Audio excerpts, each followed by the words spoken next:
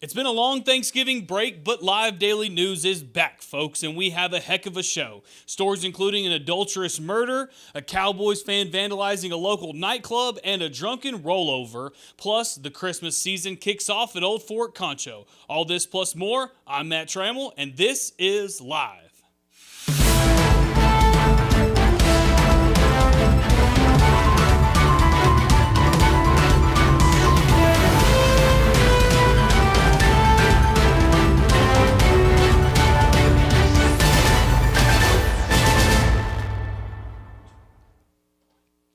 But first, what better place to get stocking stuffers for your man than Myers Drug? Here you can find a selection of items including the extremely popular Dr. Squash soaps. At Myers, they have the limited edition of the Batman soaps. But if you've already got his smells taken care of, then how about a knife from True Utility? These knives are ergonomic, easy to conceal, and one of the best on the market. You can find all of these at Myers Drug and Boutique at the corner of Beauregard and Chadburn. They are open Monday through Friday 9 to 6 and Saturdays 10 to 2. Go to Myers Drug for all of your holiday shopping. We start the show today with more details on the murder of the local hairstylist, Christy Phelan. We told you last week that Phelan was murdered by her husband, 35-year-old Chris Weiss, inside of their home in Santa Rita. New information revealed today showed that the incident began not that Tuesday morning, but the night before, after Phelan found out that Weiss was Snapchatting another woman. At one point, the argument became so explosive that Phelan took Wise's personal belongings out back and burned them. The two separated, and like any fighting couple, Wise was in the doghouse and took the couch. This is where the two different stories come into play. Wise told police that he woke up to the sound of running water. This is where he claims he found Phelan dead in the bathtub with water overflowing. The doctors who performed the Phelan's autopsy say otherwise. In their findings, they declared Phelan's death to be a homicide by blunt force trauma to the head. As of Monday afternoon, Wise remains in the jail on a $750,000 bond. The Thanksgiving holiday in San Angelo is a time for people to relax and hit the bars for some fun. At the Chadburn Tavern, it was just like every other weekend. Patrons packed the bars to watch sports, drink beer, and have a good time. For one Cowboys fan, however, he decided to skip the fun and cause some damage instead. Let's watch.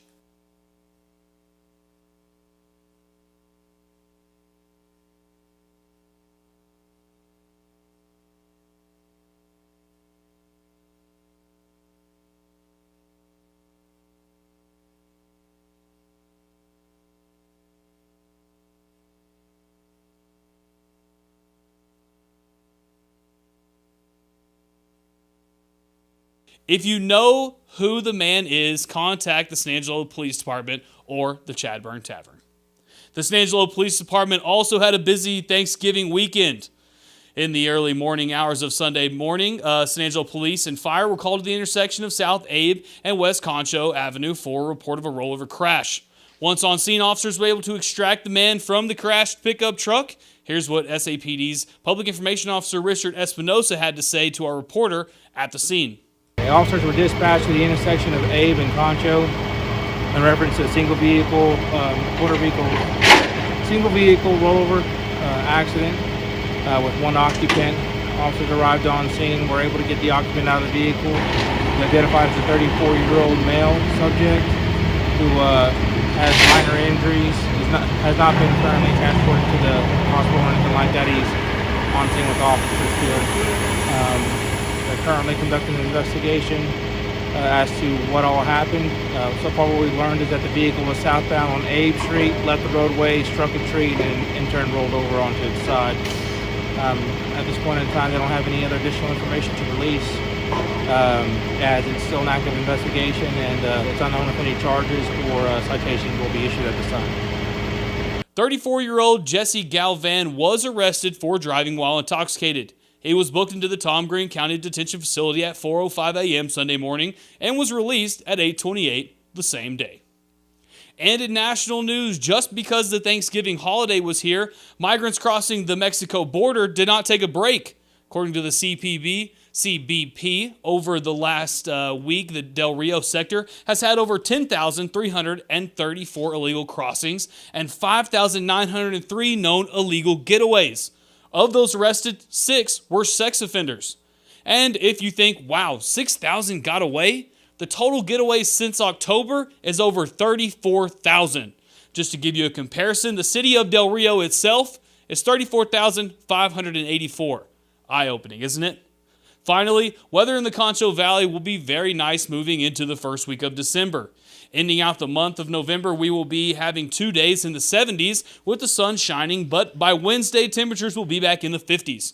But don't worry, things will be moving back up in the 70s just in time for this weekend's football games. Speaking of games, let's go to Cover One analyst James Bellini to get a wrap-up from last week's action. James, take it away.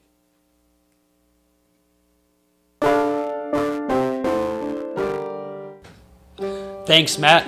The Erie County Hornets and the Wall Hawks are one step closer to punching their ticket to Arlington after both teams won their respective playoff games this past weekend.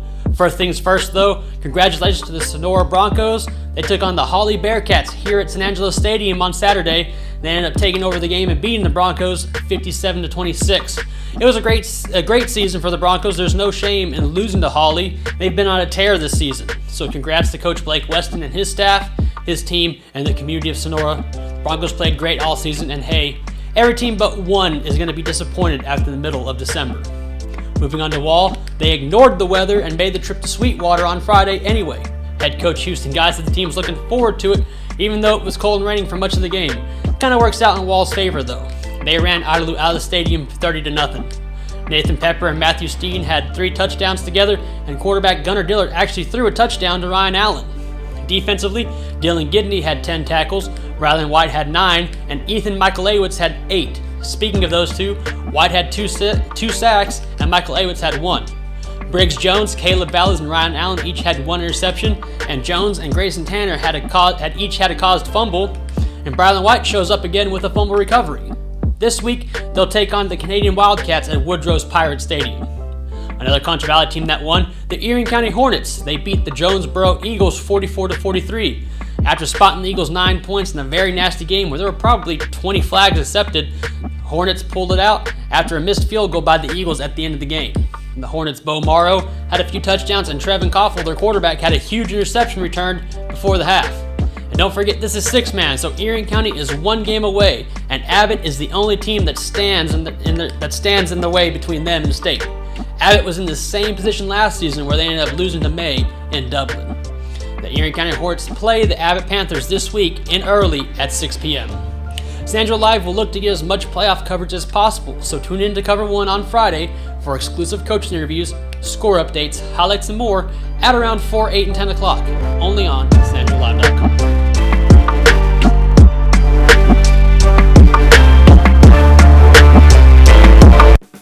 When it comes to unique pieces you can't find anywhere else, Concho's Diamonds and Coins is your one-stop shop. With over 24 years in the diamond and coin industry, Concho's Diamonds and Coins is West Texas's choice for diamonds, jewelry, coins, silver, and gold. Owner Bill Concho stands by his work and offers free consultations, including estate jewelry.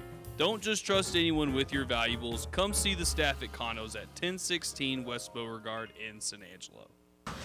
Hello and welcome back. I'm Joe Hyde, and today I'm joined with Bob Bluthardt of the Fort Concho.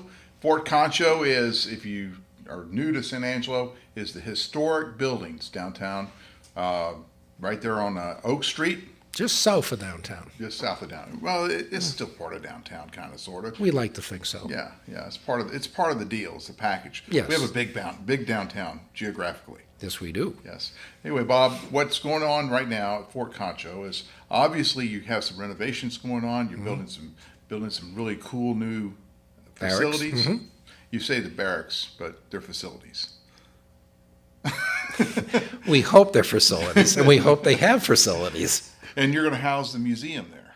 And we're going to move the library and the archives there, which is now spread over 2 or 3 buildings. Our archives and library has grown by 400% the last 15 years, and we're just out of space, thanks to 2 very generous anonymous donors and a $500,000 grant from the Health Foundation, we're building 2 barracks and 2 mess halls, and we'll have the best research facility in the territory. And the kinds of things that are in there are comparable to the Campbell Museum at ASU, right? I mean, as far as photographs and things that happened in. Well, we're specialists. We specialize obviously in military history, frontier and pioneer history. So our wheelhouse is sort of the Civil War to World War One.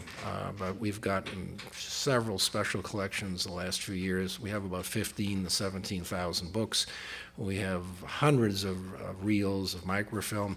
We've also been given the charge to take care of the Standard Times archives. Oh my God! As you know, sorry. Oh no, on the contrary, you're probably in it. I know I am. There's an article on just about everything, and all of those resources will be coming to the fort in 2023. And there's a saying in preservation: when something's gone, it's gone. And we were pleased to be able to save all this, and give us about a year. We'll get it all organized, and you can come by and do some research and learn something. I misspoke on my comparison. The West Texas collection. There you go. There you go. Donna Campbell was the curator for Suzanne years. Campbell was the curator for it. years, Yes. and did a great job. And they moved it to, of course, the Meyer Museum there now. They focus a little more on post-1900 stuff, and they're not as much of a collecting institution as we are, although I'm told they may be edging into that in the near future. So we both do good work, and we help one another out, and many times someone will offer us something that we just simply can't take, and we'll offer it to them because it's outside of our time period or our theme, and vice versa. So we help each other. This weekend is special for the Fort Concho because you have your annual tradition, Christmas at Old Fort Concho. After 41 years, it darn better be a tradition, or we wasted a lot of our time. But it's like $3 for your kids, $5. $5 for seniors and active military, $7 for regular adults, and we haven't raised the rates in 8 or 9 years, so it's a pretty good deal. Right. The headliner for the weekend, I would say, would be the firing of the cannons. Well, you're a cannon kind of guy. I like noise. Well, if you like noise, this is the place for you, which, by the way, that's a good segue. We are enforcing a policy this year of service animals only. So folks want to bring their pets, not a good idea. If you have a service animal, we will honor that. But if you want to bring Fifi or Muffy or Balto the dog. What is my emotional support dog? Well, that's not technically a service animal. A service animal has got strict definitions, and this is for everybody's safety, because when those guns go off, not all animals respond well. The cannon. The cannon. Well, the Army could call them guns, too. They could? This is my rifle, this is my gun, let's not go there. But yes, they will be fired on the hour, with the exception of 12 o'clock, where we take a break for lunch and give people a quiet rest. But we'll have 8 to 10 guns in line, so it should be pretty impressive. So the number 2, and these guns come from all over. I mean, people, they're volunteer groups. Absolutely. That preserve these old old Civil War cannons. Well, they're mostly replicas. You really do not want to fire original artillery. It tends to blow up in places you're not expecting and can kill people. Right. But they're mostly replicas. But we have a group coming from Midland, another from Odessa. I think we have one from Abilene, and then a gang from Brownwood, and plus our own. So it will be very impressive. And in Civil War history, it's hard to differentiate a lot of times the Union guns from the Confederate guns. But a general rule of thumb I have is if it was built by the Confederates, like an original Confederate gun, it's probably a smooth bore. It's not rifled.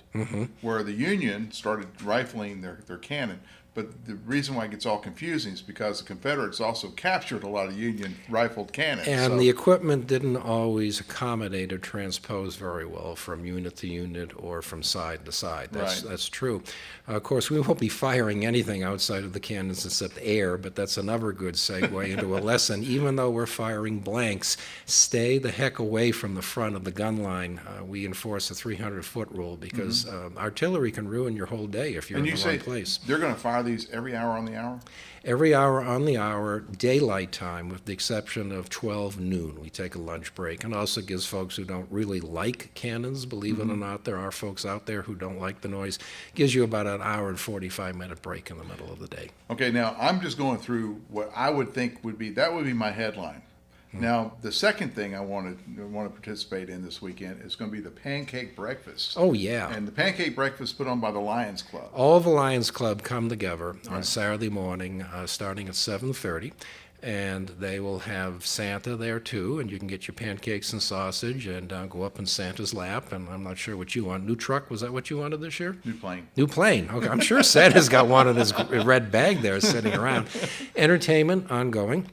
You can buy the combo ticket for $12, which gets you the $8 breakfast plus an admission with a couple of dollars off. Kids love it. It's a great way to have breakfast, and frankly, it's a great way to start the day. We probably serve between 12 and 1,500 people easy that morning. And this is Saturday morning? Saturday morning, starting at 7:30, and it ends at 10 to 10:30 or when the batter runs out.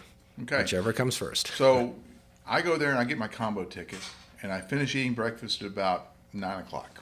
Perfect. We open at 9. All right, what do I do next? You walk out the front door, take a left, go around to the nearest ticket booth, which is by Barrack 6, and plunk down your ticket, get your wristband, and you're good for the day. Okay, and so what can I do? Go tour historical You buildings? can go through any one of a number of buildings. You can watch your favorite cannons. You can shop at one of the various buildings that have 55 merchants. You can eat more food at the food court, get some kettle corn, wash it down with an old-time soda.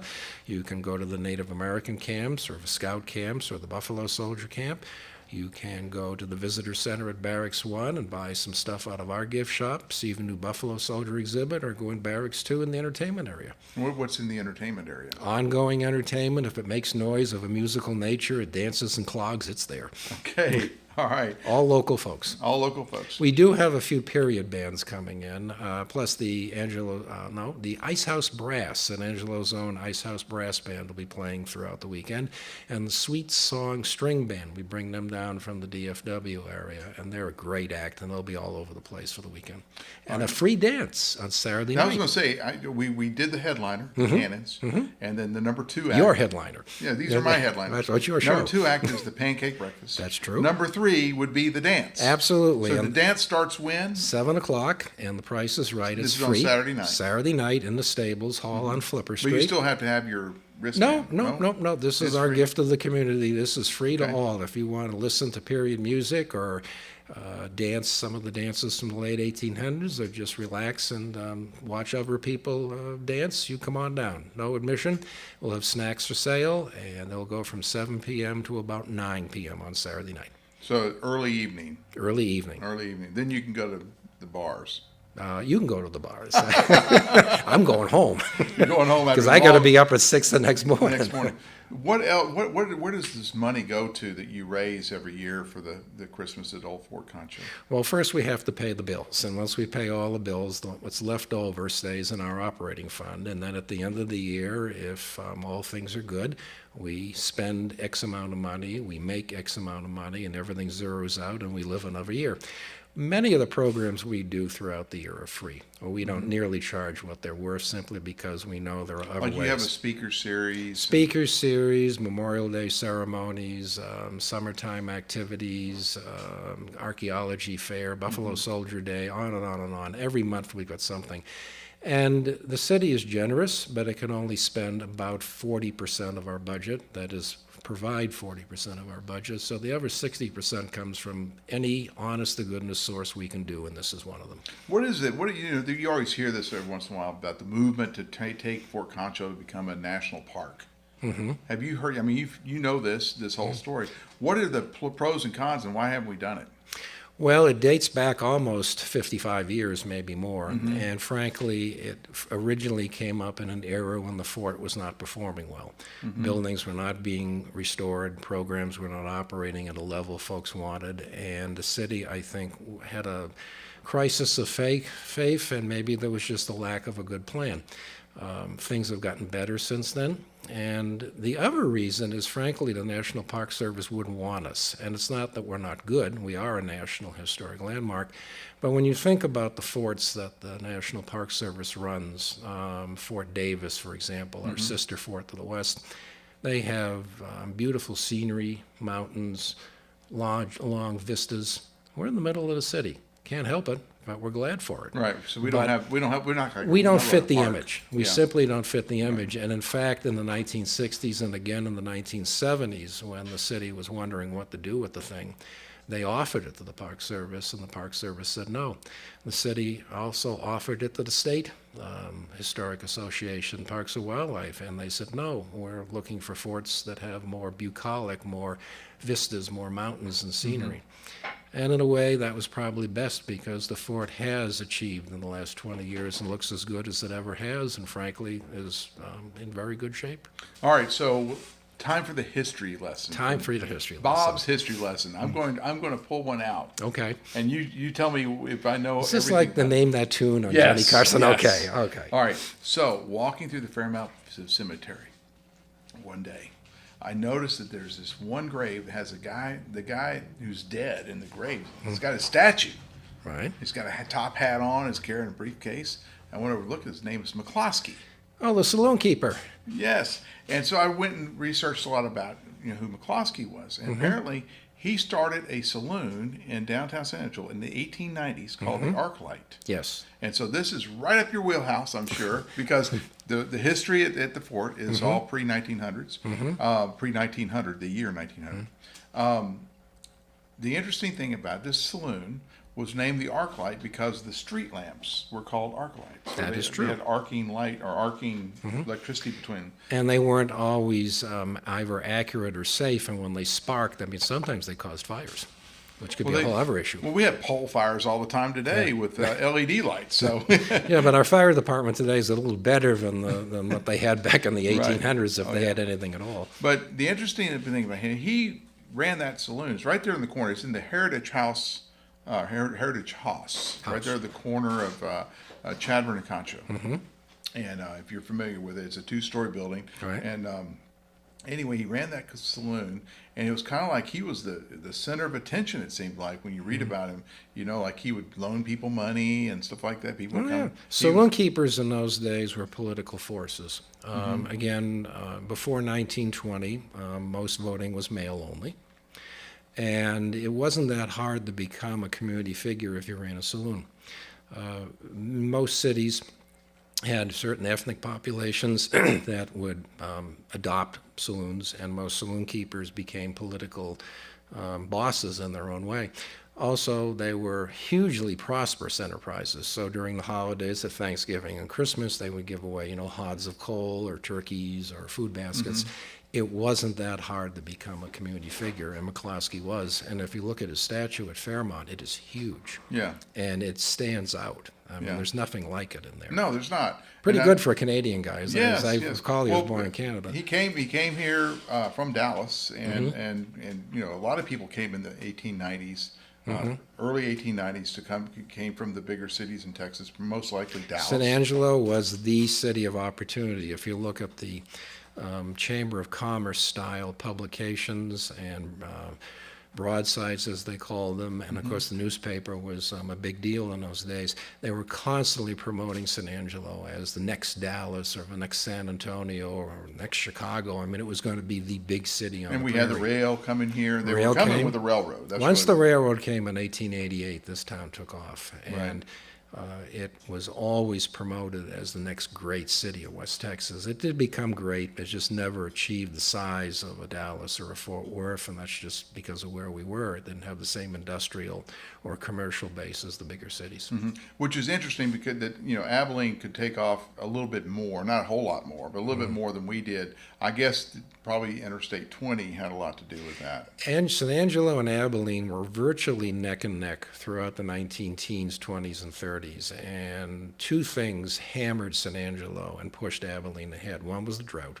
The drought of the 1950s, I think, hit San Angelo harder. And we were agriculture. So we were ranch and agriculture, but you're right. The second was Interstate 20. Interstate 20 boosted Abilene, Midland, Odessa, Sweetwater, and San Angelo didn't get it. Right. And if you look at the population breakpoints every 10 years, San Angelo kind of grows but just lags behind Abilene in the 60 and the 70 census, and unfortunately has been bigger ever since. And the interesting thing is that the Concho Valley, or San Angelo, is the confluence of all the Concho rivers, which we had the water, We did.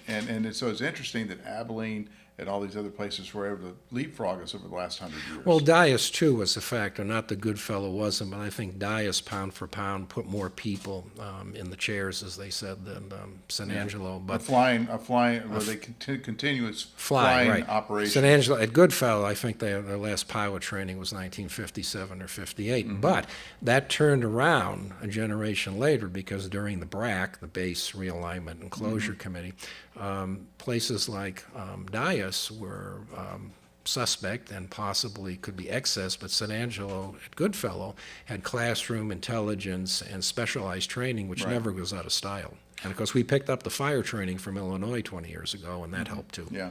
When you look at the governor's list of all the bases, unbelievably, San Angelo Goodfellow Air Force Base has a larger budget than Dias and a bit larger budget than Laughlin. And it's an all-service training area for certain things, which makes it more valuable in the eyes of the Pentagon. Now, you can't get out of the way that politics has something to do with it. We've been fortunate that we've had good political leadership.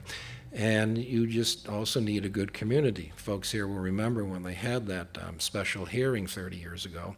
This is the base realignment and closure hearing. And something like 12,000 people showed up, including 3,000 to 4,000 at City Hall for the hearing. And the committee members, when they were getting out of their cars walking into City Hall, just had this look like, oh my word, on their face. Like, we can't close this thing. So it's all a matter of good factors coming together, but Goodfellow has always had a good base. But the history of Fort Concho, in the last thing we'll talk about, I mean, it was a fort for a very short time. It's been a monument for 10 times longer of its lifetime. That's true, and it also wasn't built to do what we're doing with it. People ask me what's it like managing Fort Concho, and I say, well, it's like drag racing a Model T. This was not built for this. Now, fortunately, we have good maintenance staff, we have good procedures, but the Army was not thinking about Christmas at Old Fort Concho in 1875. No, I guarantee they weren't. They weren't, but we are fortunate. It's in great shape. It operates well. We got terrific staff and volunteers. Our city management is supportive, and this is our big party, so come on out and see us. This weekend? What's the first thing that kicks it off? 3 o'clock. Well, we have students throughout the day, but at 3 o'clock we open the gates. And this is on Friday. On Friday. And actually, if you don't like crowds, if you have some mobility issues and you don't like jostling the crowds, Friday from 3 to 5 is good, and Sunday morning is good. Those are the best times. Okay. And the cannons will be going off on Friday? On the hour. So starting at 3 o'clock? At 3 o'clock. So don't call the cops and say someone's shooting SAPD, my mijo down the street. SAPD is pretty much used to us, and they used to get calls and show up, but now they know when they hear those things, it's just us. Right. Well, Bob, thank you for coming on. Thank you. This Christmas at Fort Concho starts Friday, and this is the biggest thing at the fort, and the headliner is going to be the cannons every hour. The number 2 thing is pancake breakfast starting at 7 a.m. 7:30 on Saturday. 7:30 a.m. on Saturday. And then a big dance. Saturday night free, 7 o'clock in the stables. Come on down. And in between all that, you're going to have all kinds of activities and things happening on the grounds of the fort. Eating, shopping, history. What can go wrong? And you can get your Christmas presents and stuff. It's pretty normal. Santa does. Pretty abnormal, I guess. I will do my shopping there. All right. Thank you for coming on. Thank you. And back to you guys. For more than 25 years, Carpetech has been serving our customers and communities with floor care and emergency restoration services. I'm Cade Simmons. Thank you for welcoming Carpetech and my family to the Concho Valley. We look forward to serving you. What a great interview from Bob Bluthardt over there at Fort Concho. Make sure you go down to Christmas at Old Fort Concho this weekend. All weekend long, they're having stuff out there. And also, if you hear those cannons, remember, don't call the cops. This is live news. We're here every Monday through Friday at 4 o'clock to give you all the news for the day and to give you a nice interview. Make sure you like us on all of our social medias, whether it be Facebook, Twitter, Instagram, YouTube, TikTok, whatever it is, we're probably on it. So go look for SanAngeloLive.com. For all of us here, I'm Matt Trammell, and we will see you tomorrow.